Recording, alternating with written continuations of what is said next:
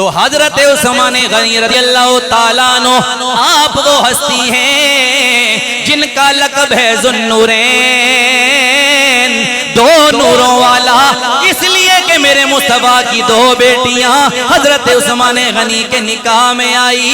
नबी की बेटियां नूर हैं, इसलिए हजरत उस्मान गनी का लक़ब हो गया दो नूरों वाला, ज़ुन्नूरैन यानी दो नूरों वाला। अब अपने अकीदे का जुमला सुनना और हाथ उठाकर सुभान अल्लाह कहना।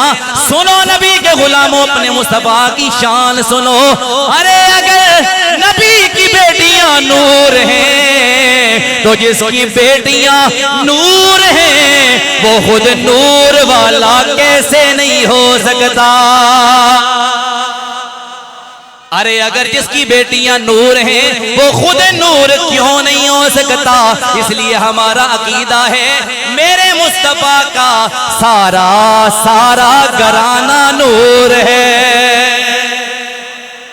इसीलिए बरेली का शहनशाह बोला, आशिकों का इमाम बोला, इमाम अहमद रजा खान फाज़ले बरेलवी रहमतुल्लाहि ताला अलैह, जब उन्होंने हजरत उस्मान गनी की ये शान सुनी और नबी के घराने की जब ये शान सुनी तो आप बोल उठे।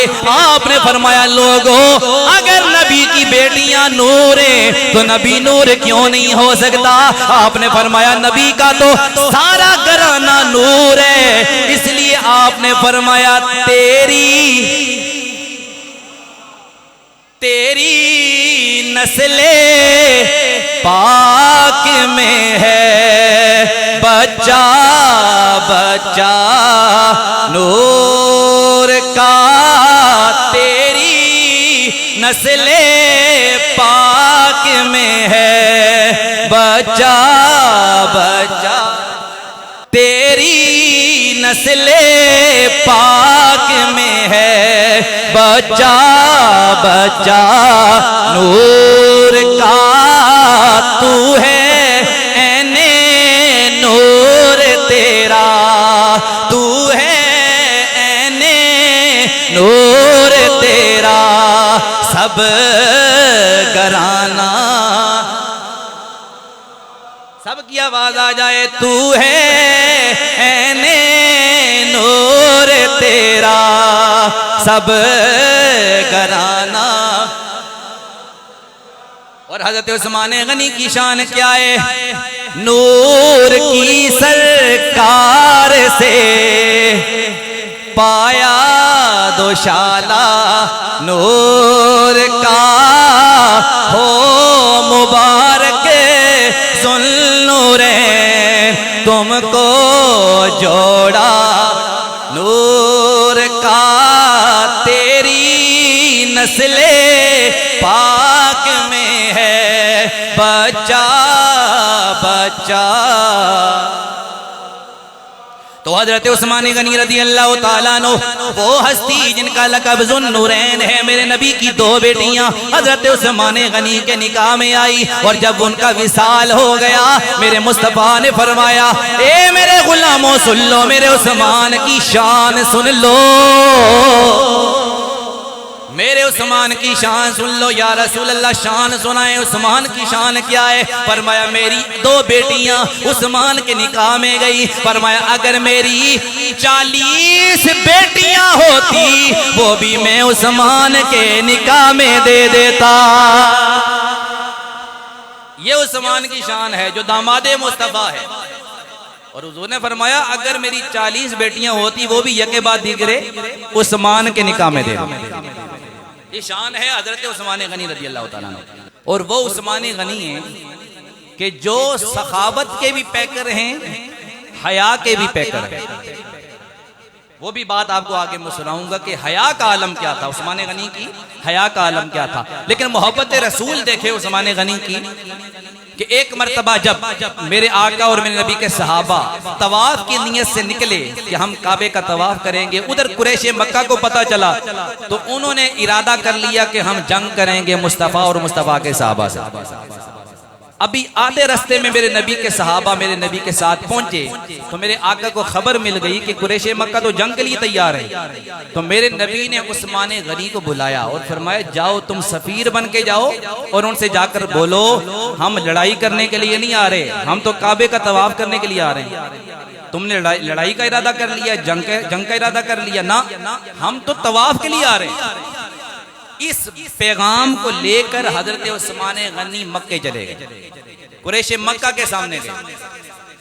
जब कुरैश मक्का के सामने हजरत उस्मान गनी रदी अल्लाह ताला अन्हु मेरे मुस्तफा का पैगाम लेकर गए, मेरे नबी का पैगाम लेकर गए और फरमाया ए कुरैश मक्का तुम तो जंग का इरादा रखते हो, लेकिन मेरे आका और मेरे आका के सहाबा जंग के लिए नहीं आ रहे, वो तो काबे का तवाफ करने के लिए आ रहे हैं, लिहाजा जंग का मामला खत्म करो और उन्हें काबे का तवाफ करने दो।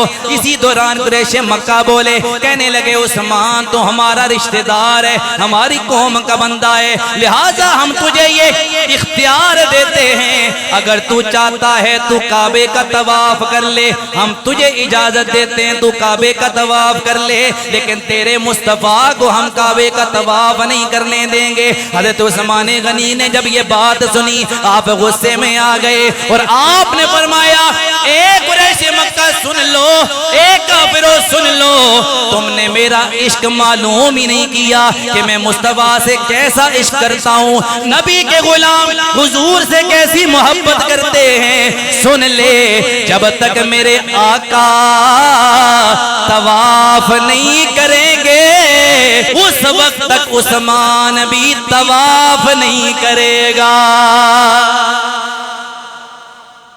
कहा जब तक मेरे आका काबे का तवाफ नहीं करते उस्मान भी नहीं करेगा। तुम क्या सोचते हो कि हम हुजूर को छोड़ के काबे का तवाफ करेंगे? कहा हमारी तो नमाज भी उस वक्त तक मुकम्मल नहीं होती जब तक नबी का ख्याल नमाज में ना आ जाए।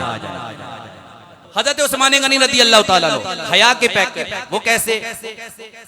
एक बार मेरे आका अपने घर में जलवागर हैं, अपने काशाने नबूवत में तशरीफ फरमा है, इसी दौरान अबू बकर आ गए।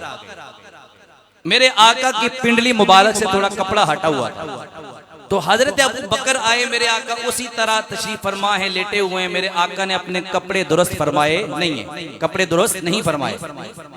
तो इसी दौरान जब मेरे आका अपने घर में जलवागर हैं, मेरे आका ने देखा अबू बकर आए, मेरे नबी की पिंडली मुबारक से कपड़ा हटा हुआ था। अबू बकर आए, मेरे आका उसी तरह तशरीफ फरमा रहे, मेरे नबी ने अपने कपड़े दुरुस्त नहीं फरमाए। थोड़ी देर गुजरी, उम्र फारूक आ गए, मेरे नबी ने अपने कपड़े दुरुस्त नहीं फरमाए। थोड़ी देर गुजरी, उस्मान गनी आ गए। जब उस्मान गनी आए, मेरे नबी ने अपने कपड़े दुरुस्त फरमाए। उसके बाद जब साहबा चले गए, उम्मुल मोमिनीन हजरत आयशा सिद्दीका रज़ी अल्लाह ताला अन्हा, आपने अर्ज की या रसूल अल्लाह अबू बकर आए, आप उसी तरह बैठे रहे, आपने अपने कपड़े दुरुस्त नहीं फरमाए। उमर आए, आप उसी तरह तशरीफ फरमा रहे, आपने अपने कपड़े दुरुस्त नहीं फरमाए। लेकिन जब उस्मान गनी आए, आपने अपने कपड़े क्यों दुरुस्त फरमाए हैं? मेरे नबी ने फरमाया ए आयशा, क्या मैं उस उस्मान से हया ना करूं जिससे अल्लाह के फरिश्ते भी हया करते हैं?